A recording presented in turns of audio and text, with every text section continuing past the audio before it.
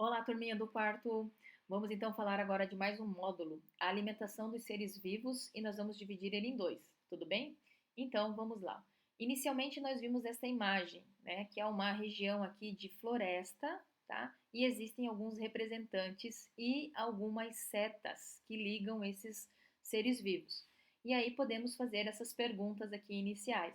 Quais são os seres vivos, né, representados aí neste ambiente? Então, entre os seres vivos, nós vamos ter representantes de animais e representantes de plantas, tá? É claro que existem outros, mas inicialmente a gente vê assim animais e plantas. Podemos perguntar também a direção das setas indica, ou seja, o que ela representa? Isso aqui é como se a gente fosse ler a seguinte forma, né? Serve de alimento para. Então, os ovos servem de alimento para o tucano, né? Aqui nós temos, ó, a anta. A anta serve de alimento para o quê? Para a onça, né? A anta serve de alimento para a cobra. O lagartinho serve de alimento para a cobra. E assim, então, por diante, tá? Então, as borboletas se alimentam, né, de néctar das flores, o tucano dos frutos e dos ovos do ninho, a jiboia se alimenta, né, do lagarto e da anta, o lagarto se alimenta do gafanhoto, o gafanhoto se alimenta, né, de folhas, a onça se alimenta de preguiça e de anta, a anta se alimenta de frutos e a preguiça se alimenta de folhas. Então, a gente tem essa percepção aí com relação à seta. E se eu perguntar para vocês, e as plantas necessitam de alimentos? Porque aqui a gente só falou de exemplos de animais, né? Então, o tema da nossa aula é justamente isso, né? Como que as plantas vão se alimentar, tá? Isso aqui que mostra nessa imagem nada mais é do que uma teia alimentar, né? É uma relação que os seres vivos possuem, né? Que ocorre essa transferência de matéria e energia entre eles, tá bom? E aí vamos lá então. Os seres vivos precisam de energia. Então, todos os seres vivos vão nascer, vão crescer, eles podem se reproduzir e eles morrem. Lembrem que nem todos os seres vivos vão se reproduzir, tá? Então, neste ciclo de vida, todos precisam de energia para sobreviver. E essa energia, então, ela é obtida por meio da alimentação. Vamos olhar essa imagem aqui, ó, essas quatro imagens. Animais caçadores utilizam parte de sua energia em busca de alimento, né? As árvores frutíferas precisam de energia para produzir frutos, né?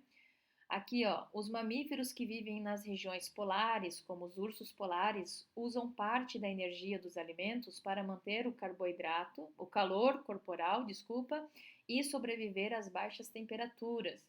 E durante a gestação, a mãe precisa de energia para realizar suas atividades e para o desenvolvimento do bebê.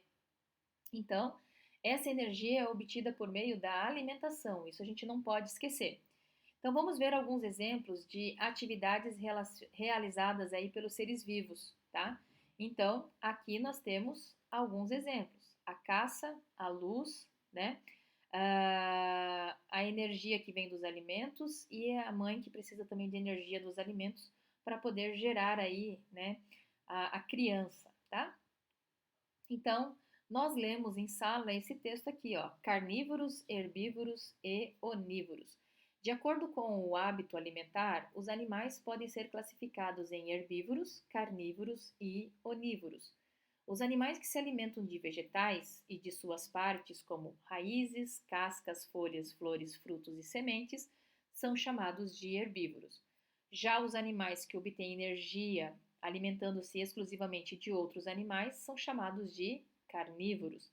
Já aqueles, né, que comem tanto vegetais quanto animais, nós chamamos de onívoros. Então, os onívoros são os animais que se alimentam de vegetais e de outros animais.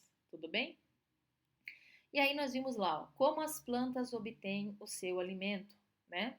As plantas são seres vivos que se alimentam de modo diferente dos animais. Elas produzem o próprio alimento em um processo chamado de fotossíntese. Então, guardem isso, fotossíntese, né? Para isso, a planta utiliza os recursos do ambiente, como a luz que veio do sol, né? O gás carbônico que está na atmosfera e a água que veio do solo. Tudo bem? Então isso é importante. E nós lemos em sala também isso aqui, ó. Partes da planta e suas funções. As partes das plantas possuem diferentes funções, como a raiz fixa a planta e absorve a água e os nutrientes do solo. O caule sustenta a planta e transporta água e nutrientes. As folhas absorvem a energia do sol. As flores, né, são responsáveis pela reprodução das plantas e os frutos protegem a semente que dará origem a uma nova planta. Então, olha que bacana, né? E nós vimos, né, essa informação aqui. Mas antes disso aqui, vamos só falar sobre a fotossíntese, que ela só ocorre, tá? Só é possível porque as plantas têm um pigmento chamado clorofila, então presente principalmente nas folhas, que é o que dá essa coloração verde para elas. Este pigmento, então, ele tem a função de absorver a energia que vem do sol, ou seja, proveniente do sol, o que possibilita então a produção de alimentos. Então, desta forma, as plantas podem crescer, florescer, formar frutos e se manter vivas. Então, estes pigmentos vegetais são substâncias químicas que dão cor às diversas partes das plantas, como folhas, pétalas, frutos, caules e raízes. A clorofila é o pigmento que dá cor verde às folhas, e nas folhas há outros pigmentos que também participam do processo de fotossíntese. Então, o que eu queria falar neste primeiro momento era isso, e eu aguardo vocês aí na parte 2. Tchau, tchau!